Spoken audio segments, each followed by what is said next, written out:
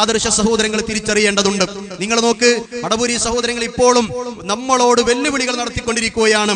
ഹദീസിൽ പ്രവാചകൻ സല്ലല്ലാഹു അലൈഹി വസല്ലം വിശ്വസിക്കാൻ വേണ്ടി പറഞ്ഞാൽ അത് നമ്മുടെ നേതാവ് വിശ്വസിച്ചു എന്നുള്ള നിലയ്ക്ക് വിശ്വസിക്കണമല്ലോ. അത് യഥാർത്ഥത്തിൽ ഇത്തിബാഉർ റസൂലാണല്ലോ. അതേപോലെ തന്നെ അവിടുത്തെ വാക്കുകളും പ്രവൃത്തികളും മൗനാനുവാദവും അവിടുന്ന് ചെയ്യാൻ വേണ്ടി തീരുമാനിച്ച സംഗതികളും അവിടുന്ന് നടത്തിയിട്ടുള്ള ഉപേക്ഷ, ഏതെങ്കിലും കാര്യം ഉപേക്ഷ വരുത്തിയിട്ടുണ്ടെങ്കിൽ നമ്മുടെ നേതാവ് ഉപേക്ഷിച്ചു എന്നതിനാൽ നമ്മളും ഉപേക്ഷ വരുത്തേണ്ടതുണ്ടല്ലോ. അതേപോലെ തന്നെ വിശ്വാസ കാര്യങ്ങളിൽ അവിടുന്ന് എന്ത് വിശ്വസിച്ചുവോ അതുപോലെ നമ്മളും വിശ്വസിക്കേണ്ടതുണ്ടല്ലോ. എന്നാൽ അതിന് നമ്മുടെ മടവൂരി സഹോദരങ്ങളെ കിട്ടുന്നില്ല. ഉദാഹരണം, ആരെങ്കിലും ഒരു രാവിലെ 7 അജ്വാകാരൊക്കെ തിന്നാൽ അന്ന് അവൻക്ക് സിഹർ ഫലിക്കില്ല എന്ന് പ്രവാചകൻ സല്ലല്ലാഹു അലൈഹി വസല്ലം വിശദീകരിക്കുന്ന ഹദീസ്, ആ ഹദീസിനെ സംബന്ധിച്ചിടത്തോളം ബുഖാരിയിൽ നമുക്ക് കാണാമല്ലോ. പക്ഷേ ഇതൊരു വിശ്വാസമാണ്. പ്രവാചകൻ സല്ലല്ലാഹു അലൈഹി വസല്ലം പറഞ്ഞ ഒരു സംഗതിയാണ്. ആ സംഗതിയെ ഇന്ന് ചില ആളുകൾ ചോദിക്കുന്നത് അജുവാകാരൊക്കെ തരാം, അതേപോലെ തന്നെ ആ രീതിയിലുള്ള സംഗതികൾ തരാം, എന്നിട്ട് വിഷവും തരാം, നിങ്ങൾ കേൾക്കുമോ എന്നും ഞങ്ങളൊന്ന് പരിശോധിക്കട്ടെ. ഹദീസിനെ പുച്ഛിക്കുന്ന മടവൂരി സഹോദരങ്ങൾ ഇന്ന് നിലവിലുണ്ട്. സഹോദരന്മാരെ, മാത്രമല്ല പ്രവാചകൻ സല്ലല്ലാഹു അലൈഹി വസല്ലം പറഞ്ഞ സിഹറുമായി ബന്ധപ്പെട്ട് വിശദീകരിക്കുന്ന, അതേപോലെ തന്നെ ആ സിഹറിന്റെ ഹഖീഖത്തുമായി ബന്ധപ്പെട്ട സർവ്വ ഹദീസുകളെയും നിഷേധിക്കുന്ന ഒരു പ്രവണത മടവൂരി സഹോദരങ്ങൾക്കുണ്ട്. അതുകൊണ്ടാണല്ലോ റുഖിയ ശറയ്യയെ അവർ എതിർത്തത്, അവർ അതിനെ നിഷേധിച്ചത്.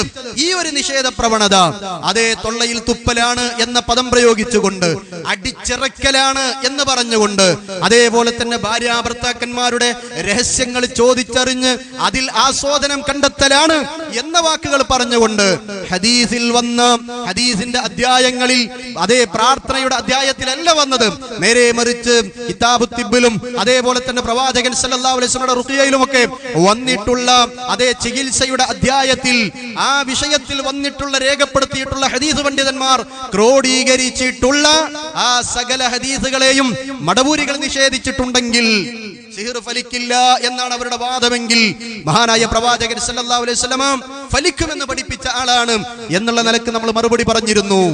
എന്താ നമ്മൾ കൊടുത്ത മറുപടി? സ്വഹീഹുൽ ബുഖാരിയിലെ ഹദീസ്, നബി സല്ലല്ലാഹു അലൈഹി വസല്ലമക്ക് സിഹർ ഫലിച്ചതുമായി ബന്ധപ്പെട്ട ഹദീസ്. ഫലിക്കും, സിഹറിൽ യാഥാർത്ഥ്യമുണ്ട്, ഹഖീഖത്തുണ്ട് എന്ന് മാത്രമാണോ നമ്മൾ പറഞ്ഞത്, അംഗീകരിച്ചത്? അല്ല. അത് ഫലിച്ചാൽ അതിന് ഇസ്ലാമിൽ അതേ ഭൗതികമായ ചികിത്സകൾ നടത്തിയിട്ട് അതേ ആ രീതിയിൽ മാറ്റമില്ല എങ്കിൽ സിഹറാണ്, അല്ലെങ്കിൽ പിശാച് ബാധയാണ്, ആ രീതിയിലുള്ള പ്രയാസങ്ങളാണ് എന്ന് ഏകദേശം തോന്നുന്ന സന്ദർഭത്തിൽ വരെ ഖുർആൻ കൊണ്ടും ഹദീസുകളിൽ സ്ഥിരപ്പെട്ട പ്രാർത്ഥനകൾ കൊണ്ടും അല്ലാഹുവിന്റെ അസ്മാഉകൾ കൊണ്ടും അതേ ഖുർആൻ കൊണ്ടുള്ള ചികിത്സ, അതുമായി ബന്ധപ്പെട്ട മന്ത്രമെന്ന് വളരെ കൃത്യമായി KM മൗലവി പോലും തന്റെ ഫത്വയിൽ എടുത്തു കൊടുത്തിട്ടുണ്ട് എങ്കിൽ മുജാഹിദ് പ്രസ്ഥാനത്തിന്റെ തുടക്കത്തിൽ തന്നെ ഇത് വിശ്വസിക്കുന്നവരാണ്, ഇത് പ്രാവർത്തികമാക്കുന്നവരാണ്. ഇടക്കാലത്ത് നിഷേധിച്ച ആളുകളാണ് മടവൂരികളെങ്കിൽ പിന്നീട് കുറച്ച് താമസം വന്ന് നിഷേധിക്കുന്ന ആരെങ്കിലും ഉണ്ടെങ്കിൽ അവരെയും നമ്മൾ തിരിച്ചറിയുക എന്നല്ലാതെ തൊള്ളയിൽ തുപ്പലാണ്, അതേ ഖുർആൻ തെറാപ്പിയാണ്, ഹദീസ് തെറാപ്പിയാണ് എന്ന് പറഞ്ഞുകൊണ്ട്, ഉള്ളതിനെ ചങ്കിൽ ചവിട്ടലാണ് എന്നൊക്കെ പറഞ്ഞുകൊണ്ട് ഈ പ്രസ്ഥാനത്തെ അതേ ഇതിൽ ആർക്കുമില്ലാത്ത വാദം, ഇതിൽ ഒരാൾക്കും അങ്ങനെ ചങ്കിൽ ചവിട്ടി ചികിത്സിക്കാമെന്ന് വാദമില്ല. പക്ഷേ നമ്മുടെ അറിയപ്പെടുന്ന ഒരു സ്ഥാപനത്തിൽ ഒരു പണ്ഡിതൻ ഹനീഫ് കായക്കൊടി അതേ ചങ്കിൽ ചവിട്ടുന്ന ചികിത്സ വരാൻ പോകുന്നു. ആര് സഹോദരന്മാരെ? ആർക്കും അങ്ങനെ ഒരു വാദമില്ല. ഇസ്ലാമിൽ സിഹിർ ഫലിക്കുമെങ്കിൽ അതിന് ചികിത്സയുമുണ്ട്, കണ്ണേറ് ഫലിച്ചാൽ അതിന് ചികിത്സയുമുണ്ട് എന്ന് വളരെ കൃത്യമായി ഇസ്ലാം അംഗീകരിക്കുന്നതാണ്, നമ്മുടെ പണ്ഡിതന്മാർ അംഗീകരിക്കുന്നതാണ്. അതിനെ നിഷേധിക്കാൻ പറ്റില്ല എന്നതാണ് മുജാഹിദുകൾ പറഞ്ഞത്. അതേപോലെ തന്നെ ഇഷ്ടത്തിനായി ചെയ്യുന്ന സിഹർ, അതേപോലെ തന്നെ നമുക്കറിയാം ഇതുമായി ബന്ധപ്പെട്ട് ഹദീസിൽ വന്നിട്ടുള്ള ഭാര്യ ഭർത്താക്കന്മാരെ പിണക്കുന്ന വിഷയം, ഇതുമായി ബന്ധപ്പെട്ട് വന്നിട്ടുള്ള സർവ്വ ഹദീസുകളും നിഷേധിക്കുന്ന അവസ്ഥ അതേ മടവൂരി സഹോദരങ്ങൾക്കുണ്ടായപ്പോൾ അള്ളാഹുവിന്റെ പരിശുദ്ധ ഖുർആനിലെ ആയത്തിന്റെ വ്യാഖ്യാനം പണ്ഡിതന്മാർ വിശദീകരിച്ച് നമ്മൾ പറഞ്ഞു കൊടുത്തു. വമിൻ ശർരി ഹാസിദിൻ ഇദാ ഹസദ്, സൂറത്തുൽ ഫലഖിലെ 5-ാം വചനത്തിന്റെ വ്യാഖ്യാനം ഷൗക്കാനി വിശദീകരിക്കുന്നതായി നമുക്ക് കാണാം. ഇബ്നു അബ്ബാസ് റളിയല്ലാഹു അൻഹുവിൽ നിന്ന് അദ്ദേഹം വിശദീകരിക്കുകയാണ്, നബി സല്ലല്ലാഹു അലൈഹി വസല്ലമയിൽ നിന്ന് റിപ്പോർട്ട് ചെയ്ത ആ ഹദീസിന്റെ അടിസ്ഥാനത്തിൽ സഹോദരന്മാരെ ഇതിന്റെ വ്യാഖ്യാനം വിശദീകരിക്കുന്നു. ഇതിന്റെ മുറാദ് ആദം സന്തതികളുടെ കണ്ണേറാണ്. അതുകൊണ്ട് അതുകൊണ്ട് തന്നെ കണ്ണേറ് ഫലിക്കുമെന്നും കൃത്യമായി അത് ഐനാണെന്നും വളരെ കൃത്യമായി ഇബ്നു അബ്ബാസ് റളിയല്ലാഹു അൻഹു നബി സല്ലല്ലാഹു അലൈഹി വസല്ലമയിൽ നിന്ന് മനസ്സിലാക്കിയ വ്യാഖ്യാനം ഷൗക്കാനി എഴുതി വെച്ചിട്ടുണ്ടെങ്കിൽ അതേപോലെ തന്നെ അൽ ഐനു ഹഖ്ഖുൻ, കണ്ണേറ് സത്യമാണ് എന്നും നമ്മുടെ നേതാവ് മുഹമ്മദ് മുസ്തഫ സല്ലല്ലാഹു അലൈഹി വസല്ലം വിശദീകരിച്ചത് ബുഖാരിയിലും മുസ്ലിമിലും ഉണ്ടെങ്കിൽ സഹോദരന്മാരെ അത് അതുപോലെ അംഗീകരിക്കേണ്ടതുണ്ടല്ലോ നമുക്ക്. അതേപോലെ തന്നെ മുഖത്ത് വരുന്ന കറുത്ത ഒരു പാടുമായി ബന്ധപ്പെട്ട് നബി സല്ലല്ലാഹു അലൈഹി വസല്ലം പറഞ്ഞത് അത് ഒരു തരം കണ്ണേറാണ്, അല്ലെങ്കിൽ പിശാച് ബാധയാണ്. അതുമായി ബന്ധപ്പെട്ട് ഇസ്ലാം പറഞ്ഞതുപോലെ സഫ്ആ എന്ന് പറയുന്ന ആ വിഷയത്തിൽ ഫഇന്നഹാ ബിഹൻ നളറ എന്ന് പ്രവാചകൻ സല്ലല്ലാഹു അലൈഹി വസല്ലം പറഞ്ഞിട്ടുള്ള ആ വിഷയത്തിലെ തീരുമാനം, അതുകൊണ്ട് ഈ വിഷയത്തിൽ നിങ്ങൾ റുഖിയ നടത്തണം, അതേ ചികിത്സിക്കണമെന്ന് ഖുർആൻ കൊണ്ട് ഹദീസിൽ സ്ഥിരപ്പെട്ട പ്രാർത്ഥന കൊണ്ട് അല്ലാഹുവിന്റെ അസ്മാഉകൾ കൊണ്ട് സ്ഥിരപ്പെട്ടു വന്നിട്ടുള്ള കാര്യങ്ങൾ അംഗീകരിക്കണമെന്ന വിഷയം അതേ പ്രമാണങ്ങൾ വെച്ചുകൊണ്ട് നമ്മൾ മറുപടി പറഞ്ഞുവെങ്കിൽ ചില ആളുകൾ ഇന്നത് നിഷേധിക്കുന്ന ഒരു അവസ്ഥയിലേക്ക് കടന്നു വരുന്നു. അത് മറച്ചു വെക്കാനാണോ ഇവരും ഇതേ വാദം എടുത്തുകൊണ്ട് ഈ പ്രസ്ഥാനത്തെ എതിർക്കാൻ വേണ്ടി ആരോപണങ്ങളുമായി വന്നത് എന്നതും നമുക്ക് സംശയമുണ്ട്. ഏതായിരുന്നാലും സഹോദരന്മാരെ, നമ്മൾ കൺഫ്യൂഷനിലാവരുത്. അന്ന് ഉള്ള അതേ തൗഹീദിൽ 2012 വരെ 2010-ലും 2011-ലും 2009-ലുമൊക്കെ നമ്മൾ പറഞ്ഞിരുന്ന അതേ തൗഹീദ് തന്നെയാണ് ഇൻഷാ അല്ലാഹ് എന്നും ഇൻഷാ അല്ലാഹ് നമുക്ക് പറയാനുള്ളത്. അതിൽ സംശയമില്ല. പക്ഷേ ഈ വിഷയത്തിൽ നിങ്ങൾ നോക്ക്, ചില ആളുകൾ, നമുക്കറിയാം അബ്ദുസ്സലാം സുല്ലമിയെ പോലുള്ള ആളുകൾ ഹദീസിനെ നിഷേധിക്കുന്ന വേറെയും ചില പ്രവണതകൾ വന്നു. അതായത് അദ്ദേഹം ജിന്നുമായി ബന്ധപ്പെട്ട ഭാഷാ പ്രയോഗങ്ങൾ നടത്തിയിട്ട് അത് വൈറസ് ആണ്, അതേപോലെ തന്നെ പൊടിബലമാണ്, ഫംഗസ് ആണ് എന്ന് പറഞ്ഞപ്പോൾ ഞാൻ നേരത്തെ പറഞ്ഞ സംഘടനാ നേതാക്കന്മാരിൽപ്പെട്ട വ്യക്തി അടക്കം അതിനെ എതിർത്തിട്ടുണ്ട്. ഇവിടെ പ്രശ്നം വൈറസ് ആണ് എന്ന് പറയുന്നതാണ് പ്രശ്നം, അത് അംഗീകരിക്കാൻ പറ്റില്ല എന്ന് പറഞ്ഞുകൊണ്ട് അന്ന് നമ്മൾ മറുപടി പറഞ്ഞിരുന്നു. അതേപോലെ തന്നെ ഇവരുടെ നിഷേധങ്ങൾക്കൊക്കെ കൃത്യമായി നമ്മൾ മറുപടി പറഞ്ഞിരുന്നു. പക്ഷേ ഇന്ന് ആ 60 ഹദീസുകൾ ദഈഫാക്കിയതിന്റെ അടിസ്ഥാനത്തിൽ മുജാഹിദുകളിൽ ഏത് ആദർശമാണ്, എന്ത് സുന്നത്താണ് നഷ്ടപ്പെട്ടത് എന്ന മടവൂരികളിലെ പണ്ഡിതനായ അതേ അബ്ദുസ്സലാം സുല്ലമിയെ ഈ സമൂഹം തിരിച്ചറിഞ്ഞതുപോലെ സഹോദരന്മാരെ, അദ്ദേഹത്തിന്റെ പിതാവ് അലവി മൗലവി മഹാനായ പണ്ഡിതനാണ്. അദ്ദേഹത്തെ നമ്മൾ ആദരിക്കുന്നു, ബഹുമാനിക്കുന്നു. ഖുർആനിനോടും ഹദീസിനോടും തൗഹീദിനോടും സുന്നത്തിനോടും അദ്ദേഹത്തിന്റെ സ്നേഹവും അദ്ദേഹത്തിന്റെ ആ രീതിയിലുള്ള ഇഷ്ടവും പ്രബോധന പ്രവർത്തനങ്ങളും നമ്മൾ അയവിറക്കുന്നു. അദ്ദേഹത്തിന് വേണ്ടി ആത്മാർത്ഥമായി പ്രാർത്ഥിക്കുന്നു. പക്ഷേ അദ്ദേഹത്തിന്റെ പിൻഗാമികളിൽ നിന്ന് കടന്നു വന്ന അബ്ദുസ്സലാം സുല്ലമി മോശപ്പെട്ട ആദർശവുമായി വന്നപ്പോൾ അതേ നമ്മൾ അദ്ദേഹത്തെ ഈ ജനം തിരിച്ചറിഞ്ഞതുപോലെ മറ്റൊരു വിഷയം കൂടി നമ്മൾ മനസ്സിലാക്കണം. ഞാൻ അവസാനിപ്പിക്കുകയാണ്. ഇന്ന് ചില ആളുകൾ തൗഹീദി സ്റ്റേജുകളിൽ യഥാർത്ഥ തൗഹീദിന്റെ ആളുകളാണ്, യഥാർത്ഥ നവോത്ഥാനത്തിന്റെ ആളുകളാണെന്ന് പറഞ്ഞുകൊണ്ട് സഹോദരന്മാരെ സ്ഥിരമായി അതേ ഇടമുറയാതെ സംസാരിക്കാൻ വേണ്ടി ശ്രമിച്ചുകൊണ്ടിരിക്കുന്ന അദ്ദേഹത്തോട് വ്യക്തിപരമായ ഒരു പ്രശ്നവും ഞങ്ങൾക്കില്ല. പക്ഷെ അത്തരം ആളുകൾ, അതേപോലെ തന്നെ നമ്മുടെ മായിമാഷ്, അതേപോലുള്ള ആളുകളൊക്കെ ചുടുവെള്ളം ഒഴിക്കുമ്പോൾ ജിന്ന്, മേശ വലിക്കുമ്പോൾ ജിന്ന്, അതേപോലെ തന്നെ ദുർബലമായ ഹദീസ് വിട്ടുകൂടെ, ഇത് അതിലേക്ക് എത്തിക്കുന്ന വാദമല്ലേ എന്നൊക്കെ പറഞ്ഞുകൊണ്ട് മായിമാഷയുടെ അരികിലൊന്നും അത് വരാൻ പാടുണ്ടായിരുന്നില്ല. കാരണം ചിന്തനത്തിൽ വളരെ കൃത്യമായി മുമ്പേ അതിനെതിരെ, മടവൂരികൾക്കെതിരെ, ആ വാദങ്ങൾക്കെതിരെ നമുക്കങ്ങനെ വാദമില്ല. ഇസ്ലാഹി പ്രസ്ഥാനത്തിന്റെ ഒരു പണ്ഡിതൻക്കും ആർക്കും അങ്ങനെ വാദമില്ല. ഏതോ ഒരു വ്യക്തി ആരെങ്കിലും അങ്ങനെ അബദ്ധം പറഞ്ഞിട്ടുണ്ടെങ്കിൽ നമുക്കതിൽ വാദമില്ല എന്ന് പറഞ്ഞ് ഒരുമിച്ച് മറുപടി പറഞ്ഞവരാണ്. പിന്നെ എന്തിനാ ആ പഴഞ്ചൻ ആരോപണം കൊണ്ടുവരണം? ഇരുവേറ്റിയിൽ പോലും അങ്ങനെ സംസാരിച്ചിട്ടുണ്ടല്ലോ സഹോദരന്മാരെ.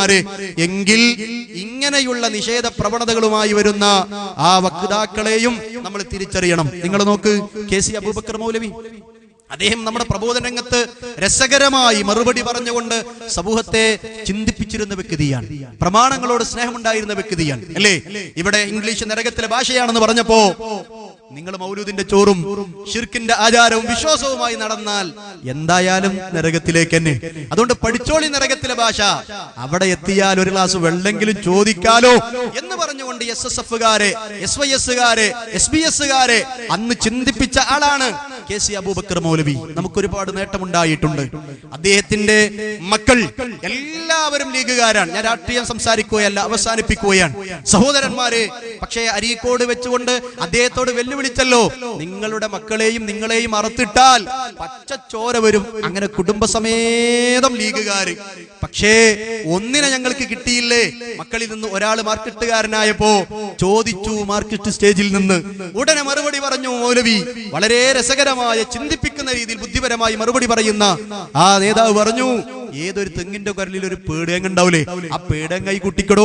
ഇങ്ങനെ എല്ലാറ്റിനും ഒരു ഉപമ പറഞ്ഞുകൊണ്ട് ചിന്തിപ്പിക്കുന്ന, എന്നാൽ രാഷ്ട്രീയത്തിൽ സംഘടനയേക്കാൾ അഥവാ നമ്മുടെ ആദർശ പ്രസ്ഥാനത്തെക്കാൾ സ്ഥാനം രാഷ്ട്രീയത്തിലേക്ക് ചായാത്തത് കൊണ്ട് എത്തേണ്ടിടത്ത് എത്താത്ത, എന്നാൽ നമ്മുടെ തൗഹീദി പ്രബോധന സംഘത്തിൽ എത്തേണ്ടിടത്ത് സ്ഥാനമുള്ള ബഹുമാന്യനായ ആ പണ്ഡിതൻ, ആ സഹോദരനെ സംബന്ധിച്ചിടത്തോളം അദ്ദേഹം പറയാറുണ്ട്, ആശാരി പണി കഴിഞ്ഞു ചിപ്പിളി ചിന്തിയ ആശാരി ആ കച്ചറ അദ്ദേഹത്തെ ചോറിന് വിളിക്കുമ്പോ അല്ലെങ്കിൽ കൂലിക്ക് വിളിക്കുമ്പോ ആ കച്ചറ തട്ടുന്ന കൂട്ടത്തിൽ ഈ പണിയായുധമായ ഒളിയും അങ്ങോട്ട് നീക്കുന്ന അവസ്ഥ ഉണ്ടാവരുത്.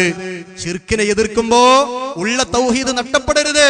അതേപോലെ തന്നെ നാരിയ സ്വലാത്ത്, കമാലിയ സ്വലാത്ത്, കെഞ്ചുൽ അർശ്, മേൽമുറി സ്വലാത്ത്, പെട്ടി സ്വലാത്ത്, മറ്റു സ്വലാത്ത്, അതിനൊക്കെ എതിർക്കുമ്പോൾ ഉള്ള സ്വലാത്ത് നമ്മളിൽ നിന്ന് പോവരുത്. സുന്നത്തിനോട് കണിശമായ നിലപാടാണ്. നിർബന്ധ നമസ്കാരം കഴിഞ്ഞാൽ മൗലിയാരി തിരിഞ്ഞിരിക്കും,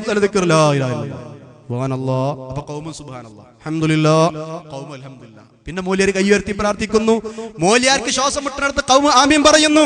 എന്താ ഈ പറഞ്ഞെന്ന് ആർക്കും മനസ്സിലാകാത്ത ഈ കൂട്ട ആമീനിനെ എതിർക്കുമ്പോൾ, ഈ കൂട്ടുപ്രാർത്ഥനയെ എതിർക്കുമ്പോ അവിടെ ഇരുന്നു കൊണ്ട് ഒറ്റക്കൊറ്റക്കുള്ള ദിക്റുകളെയും ദുആകളെയും അതേ മറക്കരുത്. ഈ ആശാരി ഉളിയും കൂട്ടത്തിൽ നീക്കുന്ന അവസ്ഥ ഉണ്ടാവരുത് എന്ന് പറഞ്ഞുകൊണ്ട് സുന്നത്തിനോട് സ്നേഹം കാണിച്ചിരുന്ന അബൂബക്കർ മൗലവി കേസി, അദ്ദേഹത്തോട് നമുക്ക് എത്ര സ്നേഹമുണ്ട്, എത്ര ഗണനങ്ങൾ നടത്തിയിട്ടുണ്ട്, എത്ര വാദപ്രതിവാദങ്ങളിൽ നേതൃത്വം കൊടുത്തിട്ടുണ്ട്.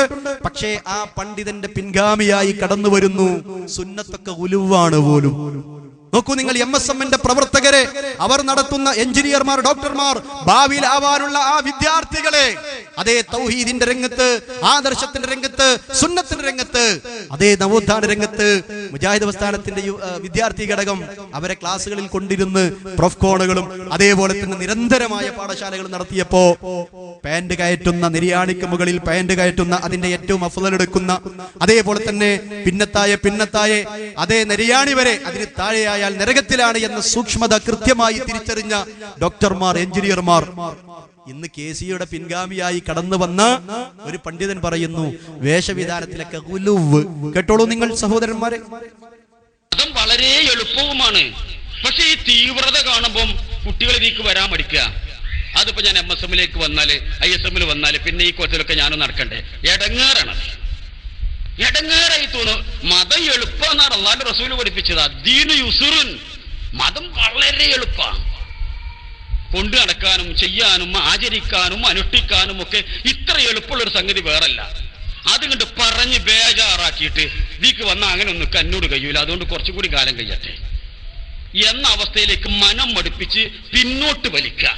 നിരാണ്ട മേപ്പറോട് കയറ്റിയിട്ട് 3/4 എന്താ പറയല്, ആ നിലക്ക് അവിടെയാണ് മുറിച്ച് നല്ല നല്ല എഞ്ചിനീയറിംഗിന് പഠിക്കുന്ന കുട്ടികൾ, MBBSന് പഠിക്കുന്ന കുട്ടികൾ ഈ ഉലുവ് തലയിൽ കയറിയിട്ട് ഓരോരുത്തരോട് പറഞ്ഞ് പേടിപ്പിക്കുക. നിങ്ങളെ കത്തിരി കണ്ടെടുത്തിട്ട് നെരിയാണിന്റെ അവിടെ നിർത്തിയാ പോരെ, അതിന്റെ മേലെ കയറ്റിട്ട് മുറിക്കുക. അപകടമാണ്. എന്തൊരു അപകടല്ലേ! നിര്യാണിക്ക് മേലെ മുറിച്ചാലേ വലിയ അപകടമായിട്ടാണ് മൂപ്പർക്ക് തോന്നുന്നത്. അബ്ദുസ്സലാം സുല്ലമിക്ക് ഈ സമൂഹം എന്ത് സ്ഥാനമാണോ കൊടുത്തത്, എന്നാൽ അദ്ദേഹത്തിന്റെ പിതാവിന് എന്ത് സ്ഥാനമാണോ കൊടുത്തത്, അത് രണ്ടും വേർതിരിച്ചതുപോലെ ഇതും വേർതിരിക്കണമെന്നല്ലാതെ ഒന്നും സഹോദരന്മാരെ നമുക്ക് വേറെ പറയാനില്ല. കാര്യങ്ങൾ നിങ്ങൾക്ക് മനസ്സിലായിട്ടുണ്ടാകും. ഇങ്ങനെ സുന്നത്തിനോട് പുച്ഛം കാണിക്കുന്ന, നബി സല്ലല്ലാഹു അലൈഹി വസല്ലമയുടെ ഹദീസിനോട് ആ സ്നേഹം കാണിക്കാത്ത ഏതാനും ചില ആളുകളും ചില കോക്കസുമുള്ള കളിയാണ് എന്നത് നമുക്ക് ബോധ്യപ്പെടുന്നുണ്ട്. ഇൻഷാ അല്ലാഹ് ബാക്കി ഭാഗം സക്കരിയ സ്വലാഹി വിശദീകരിക്കുന്നത് കൊണ്ട് അദ്ദേഹത്തിന്റെ വിലപ്പെട്ട സമയം ഞാൻ കവർന്നെടുക്കുന്നില്ല. നമ്മുടെ പ്രബോധന പ്രവർത്തനങ്ങളുമായി നമ്മൾ മുന്നോട്ട് നീങ്ങേണ്ടതുണ്ട്. സഹോദരന്മാരെ, കോഴിക്കോട് പാളയം പള്ളിയെ പോലുള്ള പള്ളികൾ നമുക്ക് കിട്ടാൻ ഒരു കാരണമുണ്ടല്ലോ. വെട്ടം അബ്ദുള്ള ഹാജി, ആ വെട്ടം അബ്ദുള്ള ഹാജിയൊക്കെ കോഴിക്കോടിലേക്ക് തിരൂരിൽ നിന്ന് ട്രെയിൻ കയറി വന്നതാ. എന്തിന്? ദഅവത്ത് നടത്താൻ. അതെ, അന്ന് റമദാനിൽ നമുക്കറിയാം ഉറുദി പറയുന്ന കിതാബ് വാങ്ങാൻ വേണ്ടി എന്തെങ്കിലുമൊക്കെ പറഞ്ഞിട്ട് ചിക്കിലി വാങ്ങി ഉറുദി പറയുന്ന ആർക്കും ഫായിദയില്ലാത്ത ചില സംസാരങ്ങളായിരുന്നു. എന്നാൽ വെട്ട അബ്ദുള്ള ഹാജി അവിടെ പോയി ഖുർആനും ഹദീസും വെച്ചുകൊണ്ട് ക്ലാസ് എടുക്കാൻ പോയപ്പോ അദ്ദേഹത്തിന്റെ കോലം കണ്ടപ്പോൾ തന്നെ ആലിമീങ്ങൾ കൈകാര്യം ചെയ്യുന്നതാണ്, നിങ്ങൾക്ക് പറ്റിയതല്ല. അദ്ദേഹത്തിന്റെ ചരിത്രത്തിൽ കാണാം. അദ്ദേഹം പറഞ്ഞു, ഞാനൊരു ഖുർആൻ പഠിച്ചു, ഹദീസ് പഠിച്ചു, എനിക്ക് പറയാൻ ആഗ്രഹമുണ്ട്, അതുകൊണ്ട് വന്നതാണ്. അപ്പൊ തണ്ണിപ്പിത്തി അഥവാ വെള്ളം പിത്തിയിട്ട് അവിടെ പള്ളി വൃത്തിയാക്കുന്ന മുക്രിക്ക, അന്ന് അന്ന് അദ്ദേഹം പറഞ്ഞു 25 നോമ്പിനും ക്ലാസ് ഇവിടെ ഉണ്ട്, ഇനി നിങ്ങൾക്ക് പറ്റില്ല, അവസരമില്ല. അപ്പൊ വെട്ടം അബ്ദുൽ ഹാജി ഹൗലിന്റെ മൂലക്കൊക്കെ കൊണ്ടുപോയിട്ട് ഒരു 5 രൂപ കൊടുത്തു എന്നാ ചരിത്രത്തിൽ കാണാം. അന്നത്തെ 5 രൂപ വലിയ സംഖ്യയാണ്, അണകളായിരുന്നല്ലോ കാലഘട്ടത്തിൽ. അപ്പൊ പറഞ്ഞു 26ാമത്തെ നോമ്പ് നിങ്ങൾ വരും, നമുക്ക് പരിഗണിക്കാമെന്ന്. അങ്ങനെ വീണ്ടും അദ്ദേഹം 26ാമത്തെ നോമ്പിന് കോഴിക്കോട് വരികയാണ്. അതേ ളുഹർ നമസ്കാരത്തിന് ശേഷം ആ റമദാനിലെ അവസരം അദ്ദേഹം ഉപയോഗപ്പെടുത്തി. പള്ളിയിൽ കോലാഹലമുണ്ടായി. ഇതുപോലുള്ള ക്ലാസ് ഇനി പറ്റൂല എന്ന് പറഞ്ഞു. വേറെ ചില ആളുകൾ പറഞ്ഞു ഇങ്ങനത്തെ ക്ലാസ് മതി, മറ്റേ ഉറുദി കൊണ്ട് കാര്യമില്ലല്ലോ. അങ്ങനെ അവസാനം പ്രശ്നമായി. അസർ നമസ്കാരം വരെ, ബാങ്ക് കൊടുക്കുന്നത് വരെ ചർച്ചയായി, കോലാഹലമായി. അസറിന് വേണ്ടി ബാങ്ക് കൊടുത്തപ്പോ ചില മധ്യസ്ഥന്മാർ ഇടപെട്ടു. പ്രസംഗിച്ച മൗലവി അവിടെ ഇരിക്കണം. അതേപോലെ തന്നെ 2 വാദക്കാരിൽ തെരഞ്ഞെടുത്ത എണ്ണത്തിൽ ആളുകൾ അവിടെ ഇരുത്തി, ബാക്കിയുള്ളവർ പിരിഞ്ഞു പോകണം നമസ്കാരം കഴിഞ്ഞാന്ന് പറഞ്ഞു. അങ്ങനെ അസർ നമസ്കാരം കഴിഞ്ഞു.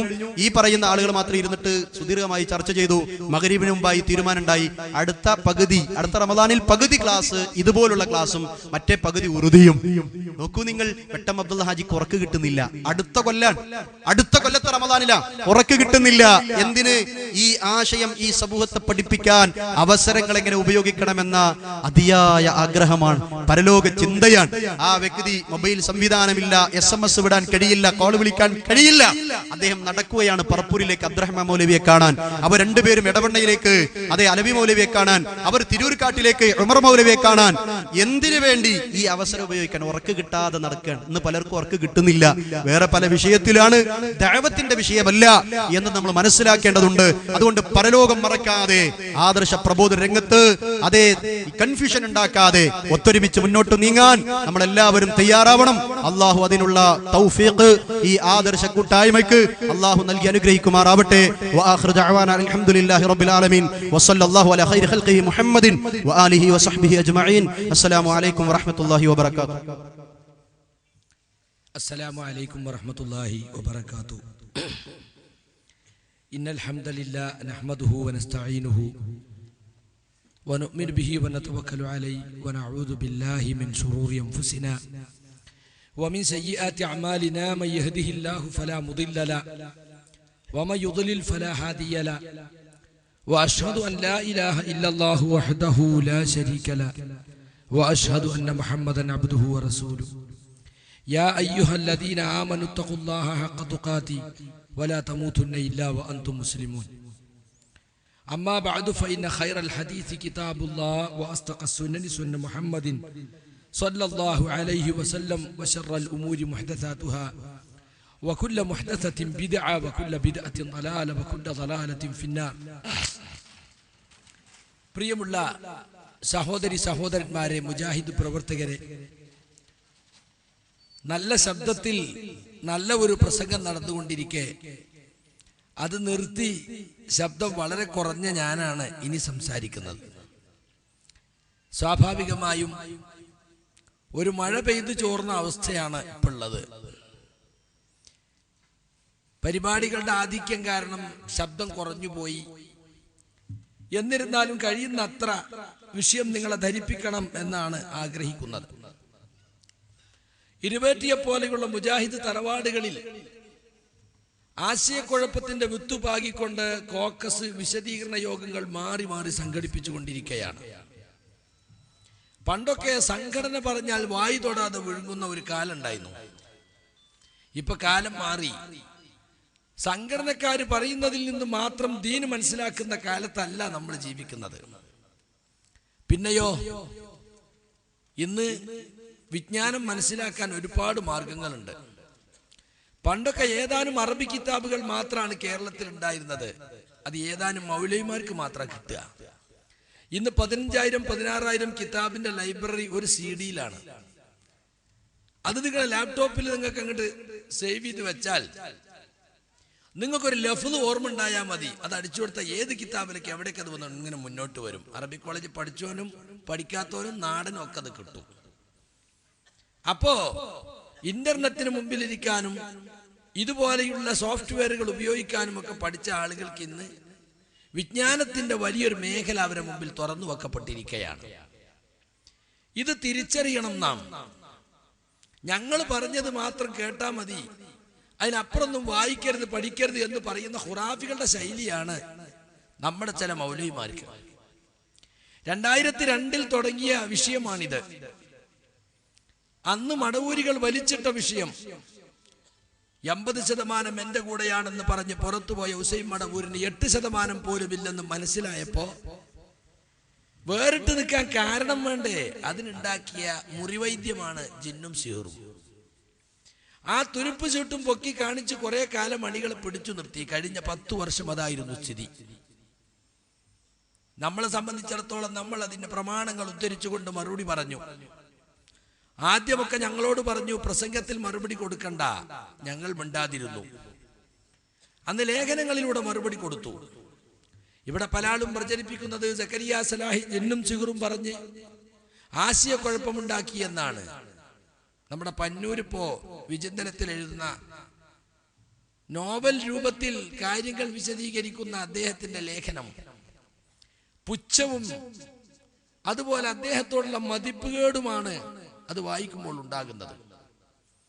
ആദ്യം മൂപ്പര് തീരുമാനിക്കുകയാണ് സക്കരിയ സലാഹിയെ പ്രതിസ്ഥാനത്ത് നിർത്തിയ ഒരു ലേഖനം എഴുതണം.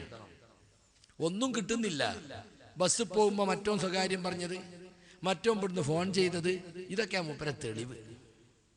എന്താണ് ഇവിടെ നടന്നത് മൂപ്പർക്ക് അറിയാഞ്ഞിട്ടല്ല, പക്ഷെ സക്കരിയ സലാഹി പ്രശ്നം ഉണ്ടാക്കിയെന്ന് പറയണം. അതിന് കോക്കസ് നേതാവിന്റെ അടുത്ത് എന്തോ വാങ്ങിയ പോലെ ഉണ്ട് മൂപ്പര് എഴുത്ത് കണ്ട. വാസ്തവത്തിൽ 2002 മടവൂരികൾ വലിച്ചിട്ടപ്പോ 2003 ഈ ഉള്ളവരൊരു ചെറിയ പുസ്തകം എഴുതി. ജിന്നും സിഹറും മടവൂരികളുടെ ജിന്നു സേവയും പിശാച് ബാധയും പിളർപ്പന്മാരുടെ സ്വന്തം കൃതികളിൽ. AP ആണ് അത് പരിശോധിച്ചത്, CP സലീമ പരിശോധിച്ചത്, സംഘടനാ ചാനൽ ഉപയോഗിച്ചത് പ്രചരിപ്പിച്ചു. ആ പുസ്തകത്തിൽ എന്തെങ്കിലും അന്ധവിശ്വാസം, എന്തെങ്കിലും അനാചാരം, എന്തെങ്കിലും ഖുറാഫാത്ത് ഉണ്ടെങ്കിൽ AP അത് പറഞ്ഞിട്ടില്ല. അത് കഴിഞ്ഞു 2005 കോഴിക്കോട് സാൽവേഷൻ കഴിഞ്ഞ് തിരിച്ചു പോകുന്നവർക്ക് കൊടുക്കാൻ ഇറക്കിയ പുസ്തകം അത്. ജിന്നും സിഹറും മടവൂരികളുടെ ദുഷ്പ്രചരണവും. മടവൂരികളെ 11 ആരോപണങ്ങൾക്കുള്ള മറുപടിയാണിത്. അതിൽ 11ാമത്തെ ആരോപണം എന്താണെന്നറിയോ? ഇന്നിപ്പോ പറഞ്ഞുകൊണ്ടിരിക്കുന്ന ആരോപണം. ബദരീങ്ങളെ വിളിച്ചു പ്രാർത്ഥിച്ചിട്ട് കാര്യമല്ല, ഇഫ്രീത്തിനെ ജിന്നിനെ വിളിച്ച് പ്രാർത്ഥിച്ചാൽ കാര്യമുണ്ട് എന്നാണോ നിങ്ങളുടെ വാദം? മടവൂരികളെ ചോദ്യം. മറുപടി എന്താ? മുജാഹിദുകൾ എവിടെയാണ് ജിന്നിനെ വിളിച്ച് പ്രാർത്ഥിക്കാമെന്ന് പറഞ്ഞത്? എവിടെയെങ്കിലും പറഞ്ഞതായി കള്ളവാദികൾക്ക് തെളിയിക്കാൻ സാധിക്കുമോ? മറിച്ച് അല്ലാഹു അല്ലാത്ത യാതൊന്നിനോടും അത് ജിന്നാകട്ടെ വലിയാകട്ടെ മലക്കാകട്ടെ, ജിന്നാകട്ടെ വലിയാകട്ടെ മലക്കാകട്ടെ വിളിച്ചു പ്രാർത്ഥിക്കരുത്, അള്ളാഹുവിനോട് മാത്രമേ വിളിച്ചു പ്രാർത്ഥിക്കാൻ പാടുള്ളൂ എന്നാണ് മുജാഹിദുകൾ സമൂഹത്തെ പഠിപ്പിച്ചുകൊണ്ടിരിക്കുന്നത്. മടവൂരികളെ ആടിനെ പട്ടിയാക്കുന്ന നിങ്ങളുടെ ഈ വൃത്തികെട്ട തന്ത്രം വീശിക്കുട്ടികളുടെ അടുത്ത് മതി. മുജാഹിദുകൾക്കിടയിൽ അത് ചെലവാകില്ല. ഇതിനെ ഈ ബുക്കിനെ പറ്റി AP യോട് ചോദിച്ചു. സക്കരിയ വീണ്ടും ബുക്ക് ഇറക്കിയല്ലോ. അത് ഞാൻ വായിച്ചതിലൊരു കുഴപ്പമില്ല എന്നാ AP പറഞ്ഞത്. കൗൺസിലിൽ ചോദിച്ചതാ. അപ്പൊ സുഹൃത്തുക്കളെ, ഞാൻ ആദ്യം ഇറക്കിയ പുസ്തകം AP പരിശോധിച്ചു. നല്ല പുസ്തകമാണ്. അലി അബ്ദുറസാഖ് മൗലവി പ്രശംസിച്ചു. അങ്ങനെ ഇസ്ലാഹ് മാസികയിൽ നമ്മൾ മറുപടി എഴുതി. 2002 അമ്പലക്കടവ് ഫൈസി മടവൂരികൾ ജിന്നും സിഹറും എടുത്തിട്ടപ്പോൾ ചന്ദ്രികയിൽ ലേഖനം വന്നു, തൗഹീദിന്റെ യാഥാർത്ഥ്യം.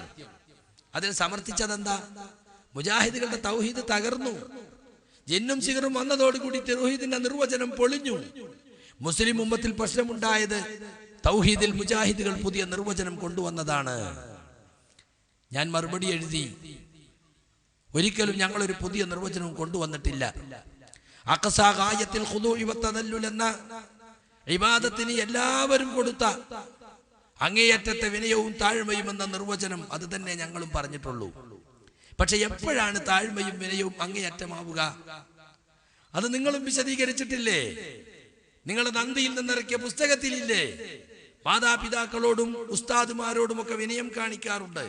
പക്ഷെ അതൊരിക്കലും അങ്ങേയറ്റത്തെ വിനയമല്ല. ചന്ദ്രികയില്ലെന്ന് അമ്പലക്കടവ് തന്നെ എഴുതി. ഒരു ഇസ്രായേലി ഭടൻ ഒരു പലസ്തീൻ യുവാവിനെ ബൂട്ടിട്ട് ചവിട്ടുന്നു. അയാൾ വേദന സഹിക്കാതെ രക്ഷിക്കണേ സഹായിക്കണേ എന്ന് പറയുന്നു. അത് പ്രാർത്ഥനയല്ല, കാരണം അതിൽ അങ്ങേയറ്റത്തെ താഴ്മയും വിനയവുമില്ല. ഇങ്ങനെ അവർ വിശദീകരിച്ചു. ഞങ്ങൾ മറുപടി കൊടുത്തു. ഇത് നിങ്ങൾ വിശദീകരിച്ചതുപോലെ സയ്യിദ് റഷീദുള്ളയും വിശദീകരിച്ചിട്ടുണ്ട്. ആ വിശദീകരണത്തിന്റെ ആകത്തുക എന്താണ്? വിനയം അർപ്പിക്കുന്ന വ്യക്തി ആരോടാണോ വിനയവും താഴ്മയും അർപ്പിക്കുന്നത്, ആ വ്യക്തിയെപ്പറ്റി ശക്തിയെപ്പറ്റി മനസ്സിൽ അഭൗതികമായൊരു വിശ്വാസം വേണം. ഇയാൾക്ക് എന്തോ അസാധാരണ കഴിവുണ്ട്, നമുക്ക് നിർവചിക്കാൻ കഴിയാത്ത എന്തൊക്കെയോ കഴിവുകളും സിദ്ധികളും ഇയാൾക്കുണ്ട് എന്ന് ഒരു അഭൗതിക വിശ്വാസം ഒരാളെ പറ്റി ഉണ്ടായാൽ അതാണ് ഇബാദത്താകുന്ന സഹായതട്ടം, ഇബാദത്താകുന്ന വിളി, ഇബാദത്താകുന്ന പ്രാർത്ഥന എന്ന് ഞങ്ങൾ വിശദീകരിച്ചു. അങ്ങനെ 2-3 ലക്കം എഴുതിയപ്പോ ചന്ദ്രികക്കാരത് നിർത്തി. അവസാനം ഫൈസിന്റെ ലേഖനം നമ്മൾ മറുപടി കൊണ്ട് ചെന്നപ്പോ മേച്ചേരി പറഞ്ഞു അത് പറ്റൂല, ഞങ്ങൾ വിവാദത്തിന് ഉദ്ദേശിക്കുന്നില്ല.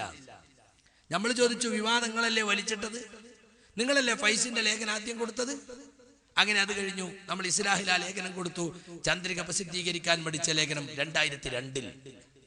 ഞാനിതൊക്കെ ഓർമ്മപ്പെടുത്തി എന്തിനാ വെച്ചാൽ സക്കരിയ സലാഹി ആശയക്കുഴപ്പം തീർക്കാൻ ശ്രമിച്ച ആളാണ്, ആശയക്കുഴപ്പം ഉണ്ടാക്കിയ ആളല്ല. ആണെന്ന് പന്നൂര് എത്ര ലേഖനം എഴുതിയിട്ടും തെളിയിക്കാൻ കഴിയില്ല. പിന്നെ നേരത്തെ പറഞ്ഞതുപോലെ ഒരുപാട് ലേഖനങ്ങൾ ശബാബിൽ വരുമ്പോ ഇടയ്ക്കെന്തെങ്കിലും ഒന്ന് പന്നൂര് എഴുതും. മറ്റൊരുപാട് ലേഖനങ്ങളെ കണ്ടില്ലെന്ന് നടിക്കലായിരുന്നു. പക്ഷേ ഇസ്ലാഹ് മാസികക്ക് അത് പറ്റുമായിരുന്നില്ല. ജനങ്ങളുടെ മുമ്പിൽ നിൽക്കുന്ന ആളുകൾ, ദായിമാർ അതിന്റെ പിന്നണിയിൽ പ്രവർത്തിക്കുന്നുണ്ട്. ആളുകളുടെ പൾസ് ഞങ്ങൾക്കറിയാം. അതുകൊണ്ട് മടവൂരികൾക്ക് ഞങ്ങൾ ധാരാളം മറുപടി എഴുതി. ആ മറുപടികളൊക്കെ ചേർത്തുകൊണ്ട് ചങ്ങരകുളം സമ്മേളനത്തോടനുബന്ധിച്ചൊരു പുസ്തകം ഇറക്കിയിരുന്നു. അത് സമ്മേളന സ്ഥലത്ത് വെക്കാൻ അബ്ദുറഹ്മാൻ സലഫിയുടെ കുതന്ത്രം കാരണം സാധിച്ചില്ല. ജമിയത്തുലമക്ക് ഞാൻ കൊടുത്ത കത്തിൽ അത് പറഞ്ഞിട്ടുണ്ട്. പലയിടത്തും ഏറ്റിക്കൊണ്ട് നടന്ന് വെക്കേണ്ട ഗതികേടാണ് എനിക്കുണ്ടായത്. അതിൽ സലഫി പ്രസ്ഥാനം വിമർശനങ്ങളും മറുപടിയും എന്ന പല ലേഖനങ്ങളുമുണ്ട്. അതിൽ വലിയൊരു വിഭാഗം മടവൂരികൾക്കുള്ള മറുപടിയാണ്, പ്രത്യേകിച്ചും ജിന്ന് ശൈത്താൻ വിഷയത്തിലുള്ള മറുപടി. അതിലും എന്തെങ്കിലും ഇസ്ലാമിക വിരുദ്ധ പരാമർശങ്ങളോ സലഫിയത്തിന് പറ്റാത്തതോ അന്ധവിശ്വാസമോ ഖുറാഫാത്തോ ഉണ്ടെന്ന് ആരും ഇതുവരെ പറഞ്ഞിട്ടില്ല. 2007 മടവൂരികൾക്ക് മറുപടി പറഞ്ഞുകൊണ്ട് ഞാൻ കടവത്തൂരിൽ പ്രസംഗിച്ച 7 മണിക്കൂർ CD നാട്ടിലും വിദേശത്തുമുള്ള ഒരുപാട് സുഹൃത്തുക്കൾ പ്രശംസിച്ചൊരു CD-യാണ്. ഒരുപാട് ആളുകൾക്ക് മടവൂരിസത്തിൽ തൗബ ചെയ്ത് നമ്മുടെ കൂടെ വരാൻ സഹായകമായ അള്ളാഹുവിന്റെ തൗഫീക്ക് കിട്ടിയ CD-യാ. അതിലും എന്തെങ്കിലും അനിസ്ലാമികതയോ മുജാഹിദുകളെ പേടിപ്പിക്കുന്ന കാര്യമോ അല്ലെങ്കിൽ ഖുറാഫാത്തോ ഉള്ളതായി ഒരൊറ്റ നേതാവും നാളിതുവരെ പറഞ്ഞിട്ടില്ല. അതിൽ നിന്നാണ് 10-ലധികം ക്ലിപ്പുകൾ മടവൂരികൾ എടുത്തിട്ട് സലാഹി എന്തുകൊണ്ട് വിമർശിക്കപ്പെടുന്നു എന്ന കള്ള ക്ലിപ്പുകളുടെ CD ഇറക്കിയത്. അത് കൊണ്ടു നടന്നത് ആദ്യം മടവൂരികൾ. കഴിഞ്ഞ KNM ഇലക്ഷനിൽ ആ കള്ള ക്ലിപ്പുകളുടെ CD കോൺഗ്രസ് ഉപയോഗിച്ചു. അപ്പൊ സുഹൃത്തുക്കളെ, എന്താണ് പ്രശ്നം? ഞാൻ ആശയക്കുഴപ്പമുണ്ടാക്കിയിട്ടില്ല. ആശയക്കുഴപ്പമുണ്ടാക്കിയെന്ന് ആർക്കും തെളിയിക്കാനും കഴിയില്ല.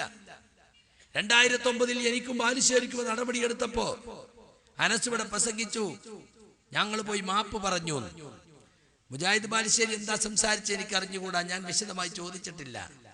ഞാൻ സംസാരിച്ചത് എനിക്കറിയാം. ഞാൻ AP-യുടെ അടുത്ത് പോയി സംസാരിച്ചത്, സർ എന്താണ് പ്രശ്നം, വിശദമായി പറയാൻ സമയമല്ല, എന്താണ് പ്രശ്നം? നീ എവിടെ ചെന്നാലും ജിന്നും സീറും പറയാന്നാണ് എന്നെ കുറിച്ചുള്ള ആക്ഷേപം. ഞാൻ പറഞ്ഞു, ഞാൻ എവിടെയാ പറഞ്ഞത്? KNM-ന്റെയും പോഷകടങ്ങളുടെയും പരിപാടിയിലല്ലാതെ എവിടെയെങ്കിലും ആളുകളെ രഹസ്യമായി വിളിച്ചുകൂട്ടി ഞാൻ ജിന്നും സീറും പറഞ്ഞിട്ടുണ്ടോ സാർ? നിങ്ങൾ ഈ തെളിവുണ്ടോ? നിങ്ങൾ സംസാരിക്കരുതെന്ന് പറഞ്ഞ സമയത്ത് ഞാൻ സംസാരിച്ചിട്ടില്ലല്ലോ.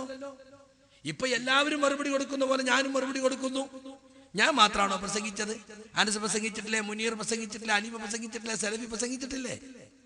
അവരൊക്കെ മറുപടി പറയുള്ളൂ. ഇജ്ജ് അങ്ങോട്ട് പറഞ്ഞ ആൾക്ക് അങ്ങോട്ട് ധരിപ്പിക്കുക, ആളെ വിശ്വസിപ്പിക്കുന്നു.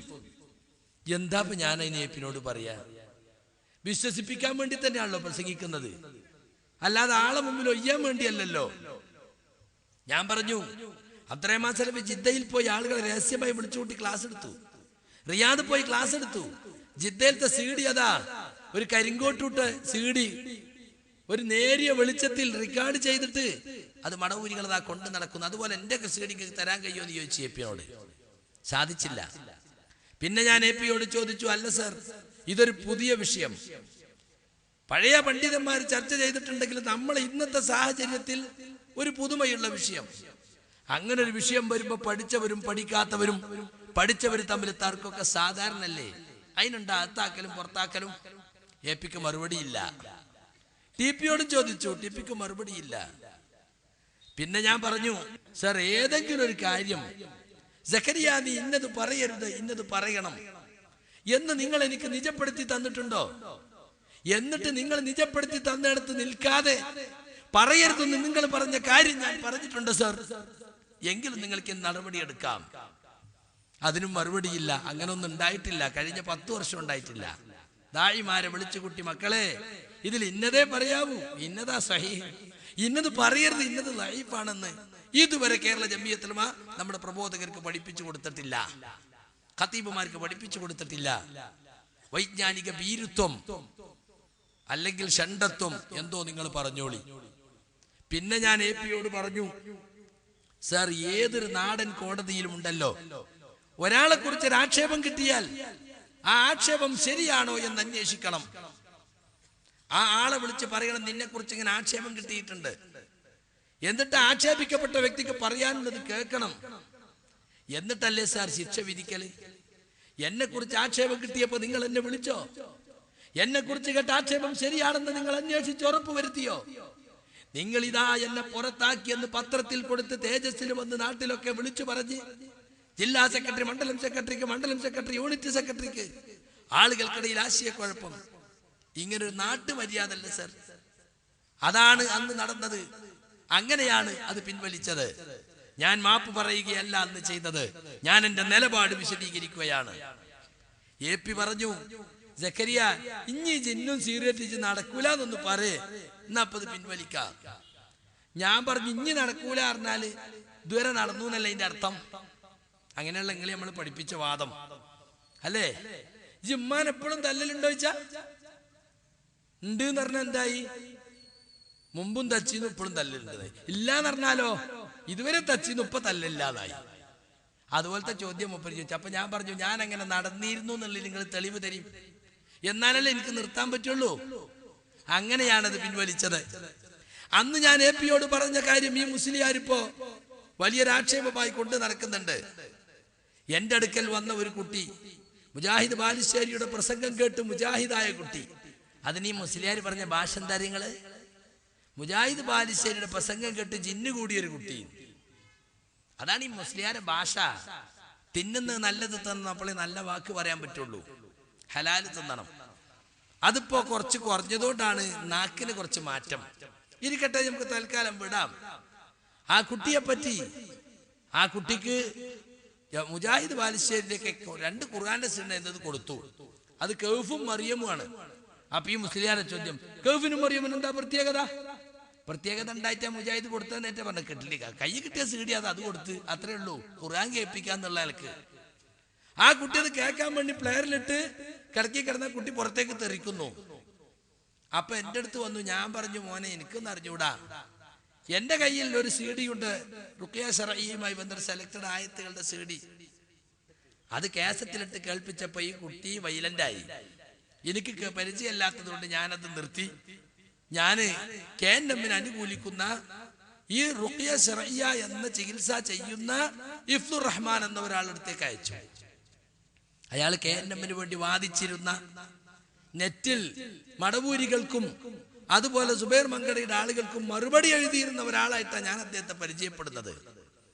അദ്ദേഹത്തിന്റെ ചികിത്സയിൽ പല അപാകതയും ഉണ്ടെന്നാണ് പിന്നെ കേട്ടത്. ശരി, ആ അപാകത പറഞ്ഞു കൊടുക്കുക വേണ്ടത്, അല്ലാതെ റുഖിയ ശർഈയ ചെയ്യുന്ന പോലെ ഇസ്ലാം തന്നെ പുറത്താക്കല്ല.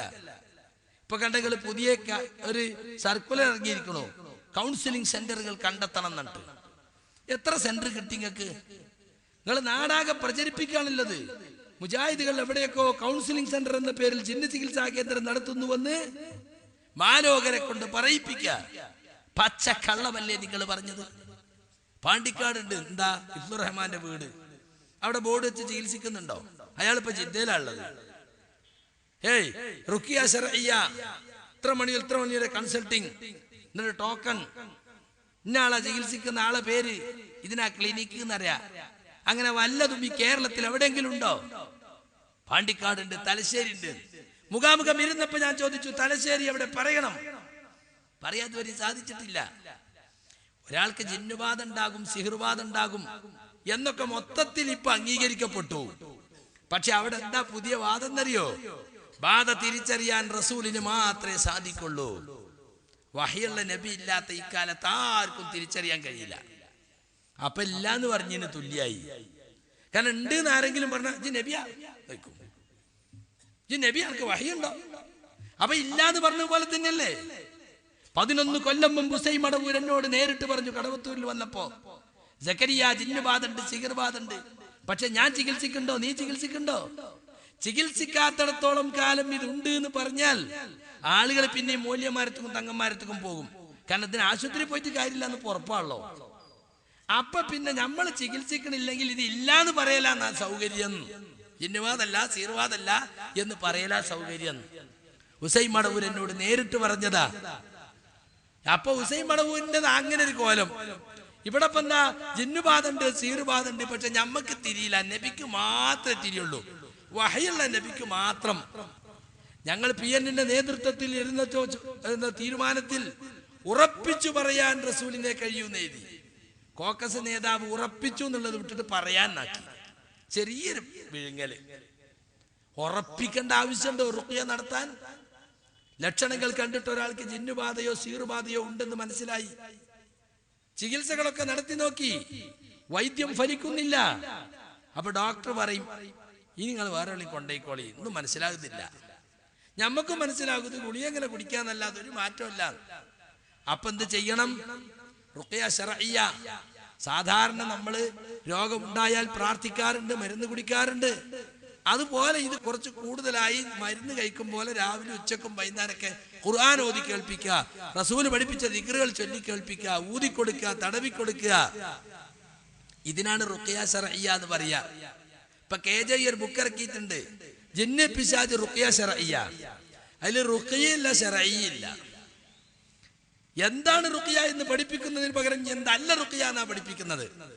റുഖ്യ ശർഇയ്യ ചില അബദ്ധധാരണകൾ ഒരു ഹെഡിങ്ങാ. അപ്പൊ നമ്മൾ വിചാരിക്കുന്നതിന് മുമ്പ് സുബദ്ധധാരണ പറഞ്ഞിട്ടുണ്ടാവും, ഒന്നും പറഞ്ഞില്ല. റുഖ്യ ശർഇയ്യ എങ്ങനെ ഇല്ലാതാക്കാമെന്നാണ് അതിൽ പറയുന്നത്.